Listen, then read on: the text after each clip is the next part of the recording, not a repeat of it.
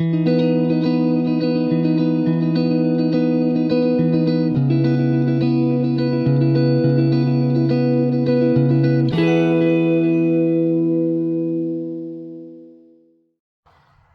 beautiful creatures of the world, guys and ghouls, she's back, and we are going to talk about the latest shenanigans that Jacqueline Nunez is pulling with the former employees of the Conjuring House. It's a beautiful day in the far north of Maine, up along the Canadian border in the crown of Maine. I hope everyone is having a nice, warm, sunny summer day. Please enjoy the rest of your sunny summer days. Fall is right around the corner. I love fall, spooky season. It's my favorite time of year.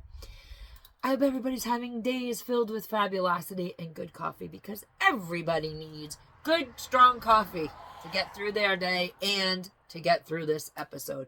For those of you who are unfamiliar with what has been going on for half a summer at the Conjuring House in Burrillville, Rhode Island, and its owner, Jacqueline Nunez, I cannot possibly bring you to the beginning of all of this and catch you up. What I can do is, in the description box below, I will link every single video that I have done on this dramatic situation unfolding in Burrillville, Rhode Island, with the ex-employees, the former employees of the Conjuring House, and also involving the very famous paranormal investigator, Jason Hawes. So I'll link all that for you. I wish I could go back and catch everybody up, but it's just too much of a saga to do that. We're gonna start today back in August. So in August, a few weeks ago, very few short weeks ago, Jacqueline Nunez's The Conjuring House Facebook page was taken down by Facebook. There's a big scandal around this. Her very last post on the Conjuring House Facebook page was directed toward the actress Elizabeth Hurley, with whom Jacqueline believes they are twin flames. Jacqueline also posted in that ranting, raving, raging post, that her last post on Facebook, that the former employees were meddling and keeping her and Elizabeth Hurley apart, as well as congressmen and governors. And then at the very end of that post, she called for the expiring of congressmen and governors. So Facebook page disappeared after that. She had some wild posts throughout the summer on her Facebook page. Everything from unhinged,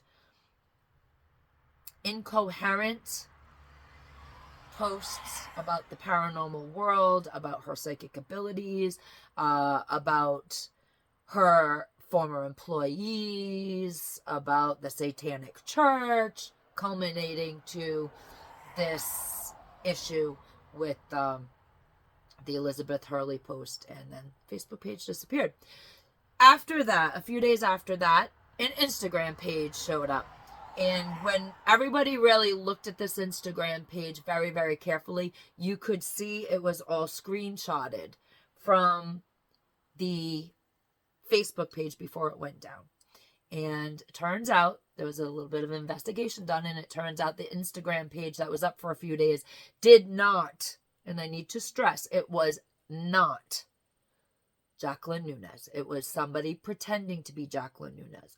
Now, in that span of 2 or 3 days where the Instagram page was up, it started with 10 posts, and one of the posts focused around a YouTube channel, J. Cart's Arts. And then you look the next day, and in, as we all thought, Jacqueline fashion, 9 posts, and the J. Cart's Arts post was taken down. And it was very similar to what Jacqueline had been doing on her Facebook page. So people absolutely believed it was her. A few days after that, J. Cart's Arts was, I guess, hosting a discussion in the Discord. I don't know what Discord is. It escapes me. I'm an old person. I don't understand the Discord, but it's there and people talk about it all the time. The young folks, the young people running the channel. Listen, you can be 36 years old and you're a young person to me because I'm old enough to be your mother. So, yeah, I mean, the young people, they do YouTube, they stream on Twitch, they, you know, have all these platforms that they work off of, and one of them is the Discord, and I just don't understand it. Well, anyways, Jake Hart's Arts was having his Discord, and somebody entered his Discord claiming to be Jacqueline Nunez. And then as things got heated up in Jake Hart's Arts Discord, an extra rated photograph was plastered into his Discord. And there are young people, very young people, teenage people, people that shouldn't be seen as tweens, apparently are in the Discord. It's a family-friendly thing, and basically a safe space for kids. It's a paranormal channel, I think, his Discord. He does a lot with the paranormal. I don't like classifying people as to what they do. I'm a variety show. I talk about everything. The paranormal is just a very small piece of my channel. And I only like to talk about it when there's actual news to talk about. So anyways, long story short, with Jake Hart's Arts, there was a few photographs that went around and it mortified him. And he went on an apology tour. Turns out it was not Jacqueline Nunez. Once again, it was somebody who was impersonating Jacqueline Nunez in his Discord. So it became a sub-drama that I didn't cover. I let the young people have that one. But now Jacqueline Nunez is back. Now, one of the things that was happening on the Google reviews a few weeks ago, Jacqueline started replying to people who were leaving reviews on Google for the Conjuring House and their experience. And they were once again the unhinged rantings and ramblings of Jacqueline Nunez. Telling people, asking people who gave her Conjuring House a good review to please get the message out. And you can go look through all the Google reviews. They're about the 2-week mark. She started putting, answering people's reviews. And it was very unhinged. And you can go do your own research and look over there for what was all that nonsense that was going on. Again, it was another sub-drama happening. I didn't think it was a big deal at that point. And then the big deal hit yesterday. Yesterday, Jacqueline Nunez decided she was going to continue her nasty ways against Satori and Cody, Brian Dansereau, and Corey Heinzen, and continue to threaten and harass them. She figured out a way. Ladies and gentlemen, beautiful creatures of the world, Jacqueline Nunez, she's been taken over by spirits. Absolutely. The liquid spirits, if you know what I mean. You see, on one of my videos that I did, Jason Hawes made a comment, and he did allude to the fact that Jacqueline has a probable alcohol and substance abuse problem, and they've been keeping it quiet for a long time. And so yeah, she's possessed by something, and it's substances. And she has figured out a way now to comprehensively harass and threaten everyone that has no contact orders on her. She just doesn't care. She gets in these moods where she throws caution to the wind. She is showing classic signs of a stalker. If you've never had a stalker, be very grateful. If you have had the experience of someone stalking you, it is absolutely terrifying, and you just don't ever really feel safe. And that is what the former employees of the Conjuring House are experiencing right now. One of the things a stalker will do is they'll gaslight the hell out of you. They're very narcissistic people. They think that they should be the object of all your attention. And they harass you in various ways. They abuse you mentally and emotionally. They try to keep you attached to them. And Jacqueline Nunez has done this with her former employees by the fact that she owes them money, which keeps a line of communication open between Jacqueline, the stalker, and the people that she is harassing. And stalkers, people that do this stay just the right side of the law. Sometimes when you get a no contact order or an order of protection, sometimes they adhere to it and sometimes they do not. Stalkers will come and go from your life. They will go away for a little while and you will start to think all is right with your world. You're relaxing. You're starting to feel a bit more comfortable in your life. And the next thing you know, they're back. And they're back in a big way. And that is what happened. Jacqueline Nunez came back with a vengeance. And I am going to put up the communications that Jacqueline now has had with Satorihawes, Cody, and Brian Dancero. I believe he also received, I think he did. Brian Dancero and Corey Heinzen. So we're going to take a look at those screenshots that I have.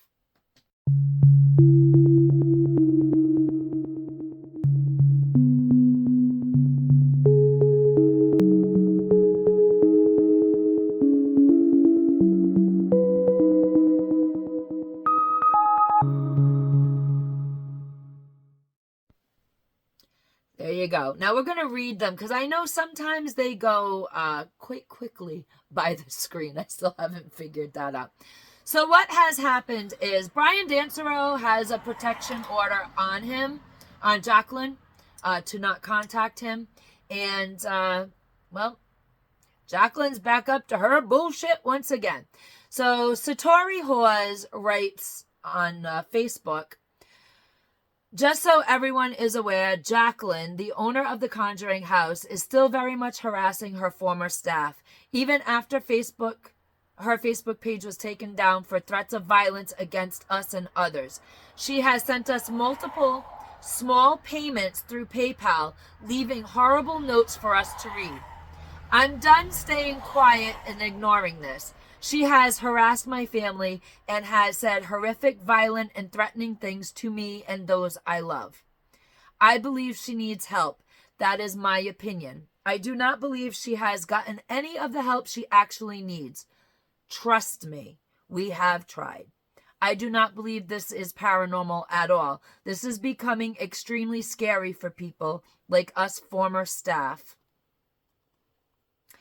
And anyone she is within contact or reach of. I get it. It might have been fun to watch her talk about it online, but we are actually living it. As I said, if you've never had a stalker before in your life, be very, very grateful. It turned your entire world upside down. And unfortunately, even after the stalker goes away and disappears from your life, or you move to get rid of them, your feeling of being safe never really does come back. So Tori continues, also, if she somehow reads this, I just want to say, you still owe Cody and I $7,385 you promised us for the loss of contents in the barn. You're still saying you never agreed to that. We have you saying you would get us our money on audio recording because we started to see the red flags just in time. Along with us talking about how detrimental the fire was to us and the money we saved up from our museum, and you agreeing and understanding that. Sad to look back and realize it was all lies, and to see you are still lying. I beg people to look at these PayPal screenshots. I left notes as to who received what at the top of the images. Please be aware that this is still happening. And when you go to the PayPal screenshots, you will see that Satori was sent a PayPal from Balefire LLC, which happens to be the company that Jacqueline owns that has the Conjuring House business under it. She sent Satori 3 cents just so that she could say this. Quote, "You have blood on your hands, don't you?" Then there was a $5 deposit to Satori's PayPal so that, this is all September 11th, so that Jacqueline could write another message. F you, the real word. You have failed your life's mission. Now, when you have somebody stalking you and they talk about your life or your future, it is very, very scary when they talk about your life or your future in negative terms. There was also a 1 cent deposit from Balefire LLC with a note on it, "You have blood on your hands, don't you?" Also on September 11th. Sent to Cody, there was a $5 PayPal sent to Cody, who is Satorihawes' fiance, sent by Balefire LLC. F you, you are going to prison, I hope. That was a message attached to the money.